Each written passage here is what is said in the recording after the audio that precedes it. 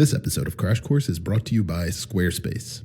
Hi, I'm Craig, and this is Crash Course Government and Politics, and today we're going to talk about the most powerful person in the U.S. No, not Chris Hemsworth, although he is powerful in a physical sense. We're talking about the President of the U.S., who right now is Barack Obama, but that's the last we'll mention him specifically. Instead, we'll examine the office of the presidency and what makes whoever holds the office so powerful. We're also going to talk about what makes him, and so far the president has always been a him, less powerful than you might think.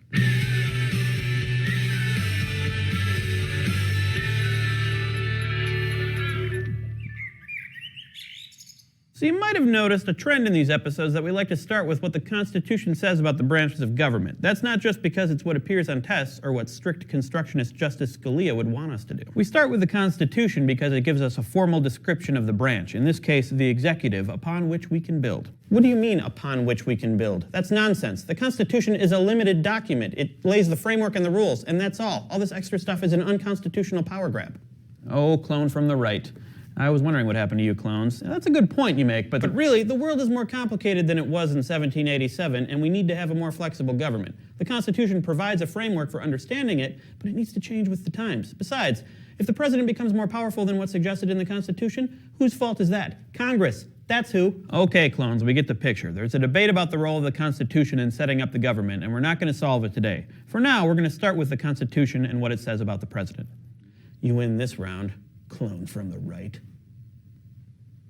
All right, let's try to keep those convos in the clone zone going forward. Thank you. Anyway, as with Congress, the Constitution lays out certain qualifications for the presidency. If you want to be president of the U.S., and I know you do, you must be 35 years old, which in the 1780s was actually pretty old. You were expected to have moved out of your parents' house by that point. And you must be a citizen of the U.S. who was born in the United States or one of its territories. The president is not elected directly by the American people. Yeah, your mind is blown. In the Constitution, as originally written, only members of the House of Representatives were directly elected by qualified citizens. The president is actually chosen by the Electoral College, which is complicated and frustrating for many Americans, and we're not going to go into it now, except to say that the reason it exists is that the framers didn't trust the popular vote all that much. So they built in the Electoral College as a safeguard against the people electing scary demagogues, or the person they wanted elected. Some people say that this is not particularly democratic, mostly because it's not particularly democratic. So democratically elected or not, the president is pretty powerful, but he has different categories of powers. What are they? First, he has military powers to send soldiers and planes and ships to do military things. He also has judicial powers in that he appoints federal judges and Supreme Court judges, subject to Senate approval, of course. He's the nation's chief diplomat, which is the source of his foreign policy power. The president can also propose laws, although he has to get a congressman or senator to actually introduce them into Congress. This is a legislative power. And since he's the chief executive, he also has executive power, which means that he's supposed to ensure that the laws are carried out. This is his most far-reaching power, probably because it's the least well-defined. Executive power is a pretty big deal, so we're going to give that its own episode. Another way to describe the president's powers is as either formal or informal. Formal powers are the ones we can find in the Constitution itself, mainly in Article 2. The informal powers come either from Congress or the president himself. But for now, let's look at the formal powers, which, like those given to Congress, are also known as express powers. Let's go to the thought bubble. Unfortunately, presidents don't derive their powers from the sun like Superman, or from exposure to radiation like the Fantastic Four or the Hulk. Their powers come from the Constitution, which, again, unfortunately, doesn't have any supernatural or mystical power, although some people like to think it does. The first power given to the president in the Constitution is that he is the commander-in-chief of the armed forces, which at the time was just the Army and Navy since there were no airplanes. There's a reason why this should be the first power. If there's one thing that almost everyone can agree on, it's that the first job of government is to keep its citizens safe, especially from foreign invasion. The U.S. has had a lot of generals become president. Washington, Jackson, William Henry Harrison, Taylor, Grant, Eisenhower, and many others have served in the military, but only one president has led the U.S. troops in the field while he was president, and that was George Washington. The Whiskey Rebellion. That's something worth fighting over. The president has diplomatic powers, although he doesn't actually do most of the diplomacy. The president has the power to make treaties, which are mostly written by the State Department officials, but he takes credit. He appoints ambassadors in those State Department officials I just mentioned. His most visible foreign policy power is to receive ambassadors, which not only makes for great photo opportunities, selfie, but also is a significant power because receiving an ambassador effectively means recognition of that ambassador's country's existence. So the president can actually legitimize a nation state. Maybe he does have superpowers. The Constitution requires that the president from time to time inform Congress of the State of the Union. This takes the form of an annual State of the Union address. Historically, presidents did this in writing, although George Washington made a formal address. We have Woodrow Wilson to thank for reviving the practice of making the State of the Union an actual speech, which now appears on television early each year. This may not seem like much of a power, but the State of the Union is a chance for the president to set a policy agenda for the next year, and it can put some pressure on Congress to make policies. Thanks, Thought Bubble. So the president has a couple of other powers we've already talked about. The president has a formal legislative power to veto laws passed by Congress. He also has the power to convene Congress into special sessions. The president also has judicial powers. He can appoint judges, but only with the consent of the Senate. He does have the power to grant pardons and reprieves, which doesn't sound like a big deal unless you're in jail or threatened by criminal prosecution, in which case it's a very big deal. So there you have it. Those are the formal constitutional powers of the President of the United States. You may have noticed that there aren't all that many of them, which is kind of the point. The framers of the Constitution wanted a limited government, one that couldn't oppress the people. They were especially afraid of a strong executive like a king in charge of a standing army, so they deliberately tried to curtail his powers by not giving him very many. But as we'll see in the next few episodes, over the course of the last 240 years or so, the powers of the president have expanded far beyond what the framers probably envisioned. Thanks for watching. I'll see you next time. Crash Course is brought to you by Squarespace.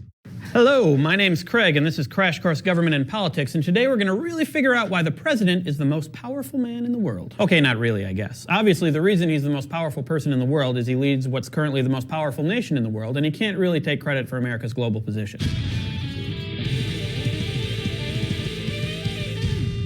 Besides, there's a good case to be made that the richest man in the world is the most powerful, and if we're talking cultural influence, then who's more powerful than Kanye?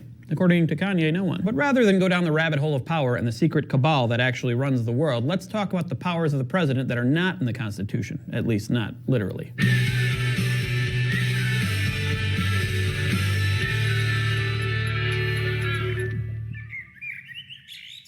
So the Constitution lays out a specific limited number of expressed powers, but the president's able to do a lot more than what the Constitution says. Expressed powers are sometimes called formal powers, but the president also has informal powers that do not appear within the written text of the Constitution. Sometimes the powers he has are implied by the wording of the Constitution, while sometimes they're considered inherent in the office of the presidency, which means that they flow logically from the ideas in the Constitution.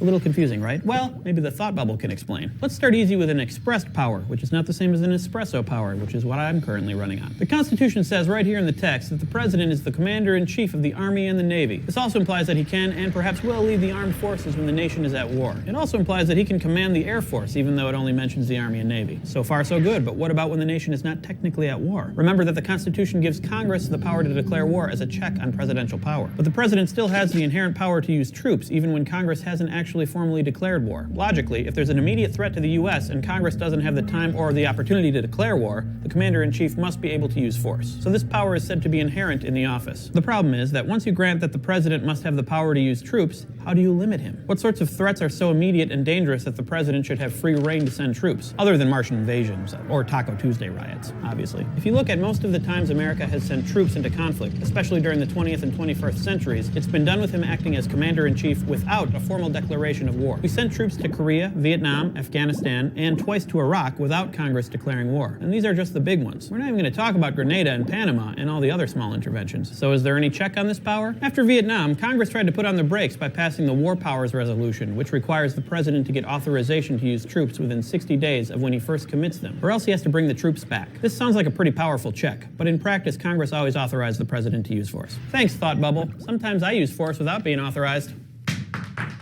The president has informal powers in foreign policy, too. Formally, the Constitution says the president has the power to make treaties, receive foreign ambassadors, and appoint ambassadors and ministers. The president has developed the power to negotiate executive agreements, which are nowhere in the Constitution. Executive agreements are, well, they're agreements between the U.S. and foreign nations that look like treaties but aren't formally treaties. They can come with treats, though. Brownies, cookies, trade concessions. The most important difference between an executive agreement and a treaty is that the agreements don't need to be ratified by 2/3 of the Senate, but they become valid with only a majority vote in both houses. This makes them easier to pass than a formal treaty and explains why presidents prefer executive agreements to treaties. Lately, there have been some very important executive agreements, like the General Agreement on Tariffs and Trade, or GATT, that has morphed into the WTO, and the North American Free Trade Agreement, better known as NAFTA, because if it were a treaty, it would be NAFT with 2 T's, and that would be nafty. Although it isn't mentioned in the Constitution, the president is effectively the chief executive officer, or CEO, of the U.S. Where does this power come from? Formally, it's in the faithfully executed clause in the presidential oath of office, but more practically, it comes out of his power to appoint judges, ambassadors, and other ministers. Sorry, judges and ambassadors, but when it comes to executive power, it's the other ministers that matter here,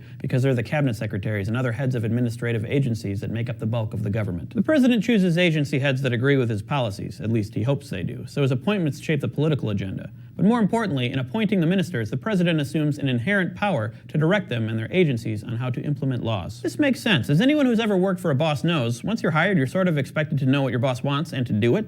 This power to direct agencies on how to execute laws is enormous. It basically directs the way the government acts. The president has pretty limited formal powers over Congress. Other than convening special sessions and the veto and the State of the Union address, maybe, he can't do all that much to influence them. I mean, Congress usually meets without the president telling them to, and he almost never vetoes bills. But that doesn't mean that the president doesn't have a big informal role to play in the legislative process. The president can attempt to set the legislative agenda by making recommendations for laws that he'd like to see passed. This is sometimes called the legislative initiative, and in practice, it usually means that executive branch officials will actually draft the legislation they want and give it to Congress to refine into something they can pass. This is what happens with big agenda items like the Affordable Care Act, you may know it as Obamacare, or the Dodd-Frank Act, which, despite being named for its 2 congressional sponsors, was actually written with a lot of input from the White House. I should note here that even though it might look like the president is usurping legislative power, Congress often gives this power to the president willingly because it wants to avoid responsibility for unpopular policies.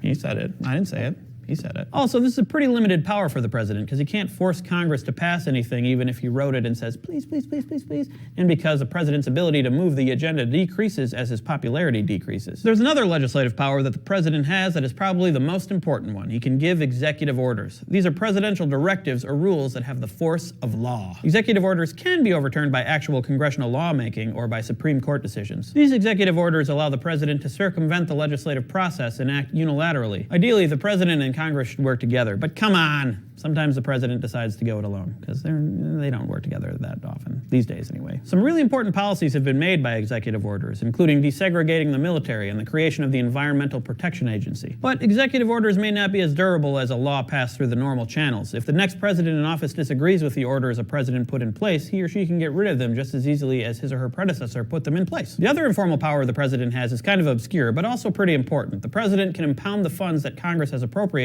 for certain programs or projects if he doesn't want them implemented. More generally, under his power to execute the laws, he can order the bureaucracy to implement policies in a certain specific way, or sometimes not at all, although this can get him into trouble. There's one last inherent power I'll mention that the president currently has, and that's executive privilege. There's probably more, but no president has asserted them yet. Basically, this is the president's ability to keep information secret by claiming that it's too important to be revealed, usually for reasons of national security. There's a check on executive privilege, though. It can be overturned by a court order, as happened in the landmark Supreme Court case U.S. versus Nixon. There, the court ordered Nixon to turn over tapes of his conversations with aides that might have related to the Watergate scandal. So even though the president isn't given a ton of power in the Constitution, the president is pretty powerful. This is especially true during war, even if that war hasn't been declared. And this is a point you should remember.